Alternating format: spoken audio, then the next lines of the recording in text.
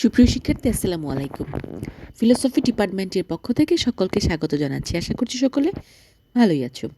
শিক্ষার্থী, তোমরা যারা 2026 সালে এইচএসসি পরীক্ষা দিবে তাদের যুক্তিবিদ্যার প্রথম পত্রের প্রথম অধ্যায়ের যে প্রশ্নগুলো আছে আমরা আজকে সেগুলো আলোচনা করব।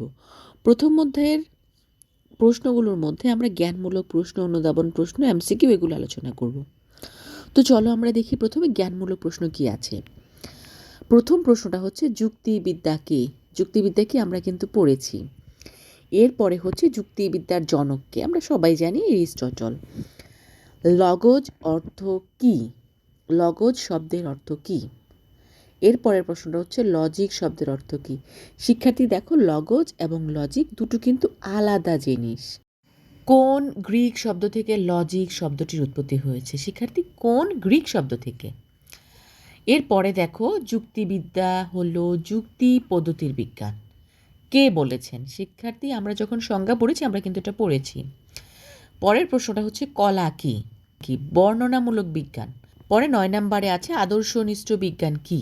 পরের প্রশ্নটা হচ্ছে যুক্তিবিদ্যার প্রধান আলোচ্য বিষয় কি? যুক্তিবিদ্যার প্রধান আলোচ্য বিষয়।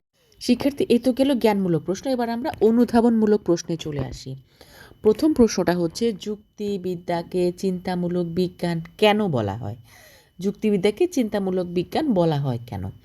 2 নম্বর প্রশ্ন হচ্ছে এরিস্টটলকে যুক্তিবিদ্যার জনক বলা হয় কেন?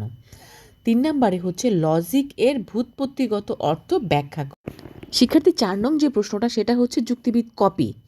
যুক্তিবিদ কপির সংজ্ঞাটি অনেকের কাছে নির্ভুল ও গ্রহণযোগ্য হওয়ার কারণ কি?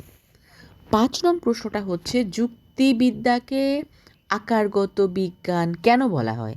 আকারগত বিজ্ঞান কেন বলা হয়? 6 নম্বর হচ্ছে কলা বলতে কি বোঝায়?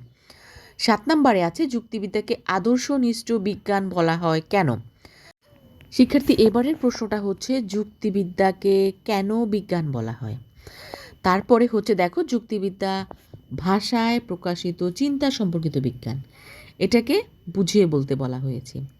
10 নং প্রশ্নটা হচ্ছে যুক্তিবিদ্যা মনকে কুসংস্কার মুক্ত করে, ব্যাখ্যা করো। শিক্ষার্থী, এই ছিল আমাদের প্রথম অধ্যায়ের জ্ঞানমূলক অনুধাবনমূলক প্রশ্ন। শিক্ষার্থী, পরের ক্লাসে আবার দেখা হচ্ছে। সে পর্যন্ত আল্লাহ হাফেজ, আসসালামু আলাইকুম।